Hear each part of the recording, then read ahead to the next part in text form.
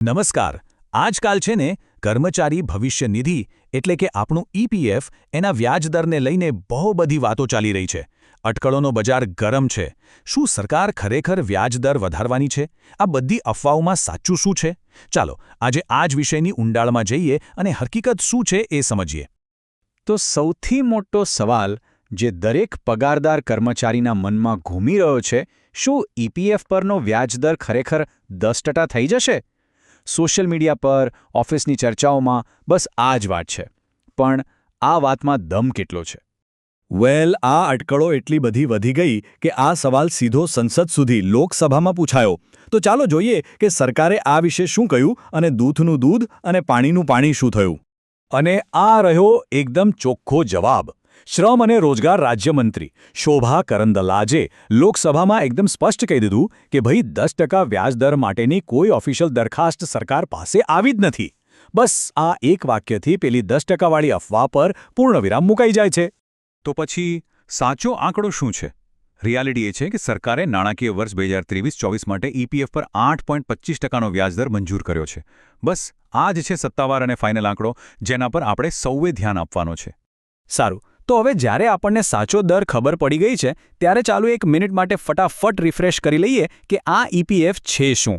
જુઓ, આ પ્રાઇવેટ સેક્ટરમાં કામ કરતા કર્મચારીઓ માટે એક સરકારી બચત યોજના છે. બહુ સિમ્પલ છે. કર્મચારીના બેઝિક પગારના 12% કપાય અને એટલા જ એટલે કે 12% કંપની પણ એમના ખાતામાં જમા કરાવે છે. પણ અહીંયા એક નાનો ટ્વિસ્ટ છે જે સમજવો બહુ જ જરૂરી છે. કંપની જે 12% જમા કરે છે ને, એ બધા પૈસા ઈપીએફ ખાતામાં નથી જતા. એમાંથી મોટો ભાગ એટલે કે 8.37% કર્મચારી પેન્શન યોજના એટલે કે ઈપીએસમાં જાય છે. અને બાકીના જે 3.67% બચ્યા એ ઈપીએફ ખાતામાં જમા થાય છે. તો સવાલ એ છે કે આ 8.25%નો આંકડો નક્કી કોણ કરે છે? શું કોઈ એક વ્યક્તિ આ નિર્ણય લઈ લેશે? ના, બિલકુલ નહીં. એની પાછળ એક આખી સિસ્ટમ, એક પ્રોસેસ કામ કરે છે. ચાલો સમજીએ કે કેવી રીતે કામ કરે છે. જુઓ, આ આખી પ્રક્રિયાના મુખ્ય 4 સ્ટેપ્સ છે. સૌથી પહેલાં ઈપીએફઓનું સેન્ટ્રલ બોર્ડ ઓફ ટ્રસ્ટીઝ, જેને શોર્ટમાં સીબીટી કહે છે, એ વ્યાજદરની ભલામણ કરે છે. અને મજાની વાત એ છે કે આ બોર્ડમાં સરકાર, કંપનીઓ અને કર્મચારીઓ ત્રણેયના પ્રતિનિધિઓ હોય છે. પછી આ પ્રસ્તાવ જાય છે નાણાં મંત્રાલય પાસે. ત્યાંથી ગ્રીન સિગ્નલ મળે એટલે છેલ્લે શ્રમ મંત્રાલય એની ઓફિશિયલ જાહેરાત કરી દે છે. અને સૌથી અગત્યની વાત, આ દર કંઈ હવામાંથી નક્કી નથી થતો. એ સંપૂર્ણપણે ઈપીએફ ફંડે જે રોકાણ કર્યું હોય અને એમાંથી જે સાચે જ કમાણી થઈ હોય એના પર આધાર રાખે છે.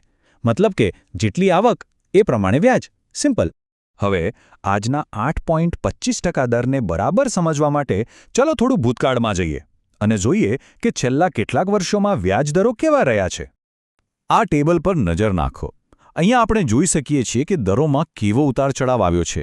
જેમ કે વર્ષ 2010-11માં દર 9.50% જેટલો ઊંચો હતો, પણ હમણાં 2021-22માં એ 8.10% પર પહોંચી ગયો હતો, જે છેલ્લા લગભગ 40 વર્ષનો સૌથી ઓછો દર હતો. આને આ ચાર્ટ છેલ્લા 3 વર્ષની સ્ટોરી એકદમ ક્લિયર કરી દે છે. જુઓ, 2021-22માં 8.10%, પછી 2022-23માં થોડો વધીને 8.15% થયો અને હવે 2023-24 માટે 8.25%. ભલે નાનો પણ સતત વધારો જોવા મળી રહ્યો છે, જે ચોક્કસપણે એક સારો સંકેત છે. ઓકે, તો આ બધા નંબર્સ અને પ્રોસેસની વાત થઈ, પણ આ બધાનો એક સામાન્ય બચતકર્તા માટે મતલબ શું? આ આંકડા આપણી રિટાયરમેન્ટ સેવિંગ્સ પર શું અસર કરે છે? ચાલો આખી વાતને 4 મુખ્ય મુદ્દાઓમાં સમજી લઈએ. પહેલું અને સૌથી અગત્યનું, 10% વ્યાજદરની વાત માત્ર અફવા છે, બીજું કંઈ નહીં. બીજું, અત્યારનો ઓફિશિયલ દર 8.25% છે.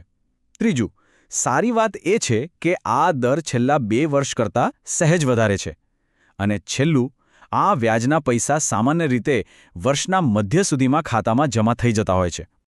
તો છેલ્લે વાત એટલી જ છે કે વ્યાજ દરો તો ઉપર નીચે થતા રહેશે, પણ ઈપીએફ જે લાંબા ગાળાની નાણાકીય સુરક્ષા પૂરી પાડે છે એનું મહત્વ ઓછું નથી થતું.